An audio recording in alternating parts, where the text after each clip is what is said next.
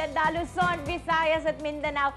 Ice cream. Ice cream ang sagot sa mainit na panahon. Pero, kung daw kayo ha, hinay-hinay, unang-una, kung kayo gustong magtope, nakakataba ang ice cream pag sobra-sobra.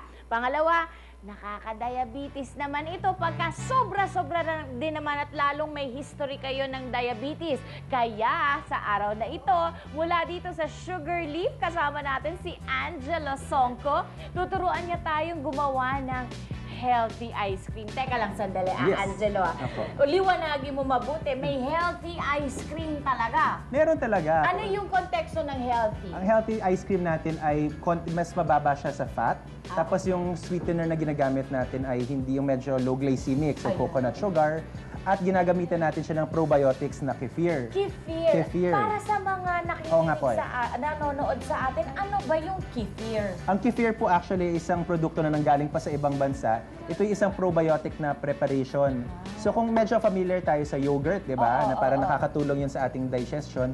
Ang kefir po ay mas mabisa dahil it's over 40 different species of beneficial bacteria, yung mabuting mga bacteria na nakakatulong sa digestion. So, hindi kasi all along, sabi nila sa akin, nung tinatanong ko, ang kefir daw is also yogurt. Pero similar lang. Ibig sabihin, hindi naman siya lubos-lubosang yogurt. Correct. Actually, medyo mas maasim siya ng konti. Pero dahil nga gusto natin gawing masarap, ano tawag dito, hinahaluan natin ng ibang ingredients para ma-enjoy ng mga bata. At ano-ano itong mga ibang ingredients na ito? Of course, kailangan may matamis. This is washed sugar. Pwede din natin to gamitin ng coconut sugar.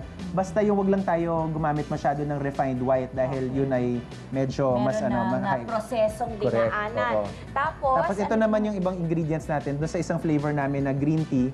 So meron po siyang green tea, malunggay at spirulina. Ano ba ginagawa ng green tea sa katawan? Ang green tea kasi isang antioxidant. So medyo nakakabata at saka nakakatulong sa ating sistema. Correct. Okay. Pagkatapos itong sobrang dark green na ito. Itong spirulina ay actually isang algae or lumot na galing sa tubig na talagang isang napaka-nutritious din na pagkain. So, ang pagkain ng isang kutsaritang yan ay parang kumain ka na ng 1 kilo ng gulay. Ay, may ganun. Ganun Okay. siya. Tapos, eto naman, syempre, wala namang tawag na argumento rito, ang virgin coconut oil. Para diba? saan naman siya? Yung virgin coconut oil, kung gumagawa tayo ng homemade ice cream, kung wala tayong ice cream maker sa bahay, ito yung magbibigay ng creamy texture na hindi siya magiging isang blocky ng yelo pag freezer mo. Eto ba yung substitute mo sa butter fat? Butter fat or milk fat. Kasi yung ice cream po natin dito sa Sugar Leaf ay non-dairy, meaning wala po itong gatas. Ang ginagamit natin ay coconut milk. Very good. Ito yun. So may virgin coconut oil, may coconut milk, kefir, and all the rest of the flavorings and all natural. Tapos meron tayong mga fruit flavors.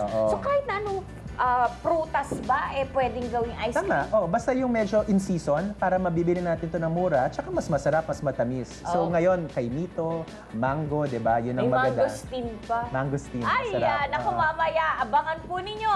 Dahil itong gagawin namin ni Angelo ay pwede nyo rin gawin sa bahay para siguradong healthy ang merienda at cooling ng pamilya. Ha? Healthy ice cream dito lamang sa Umagang Kay Ganda. Samantala, mula sa ating masarap na tawag dito merienda, surfing lessons naman mula sa Club Manila East na ituturo sa atin ni Andrea at Vino.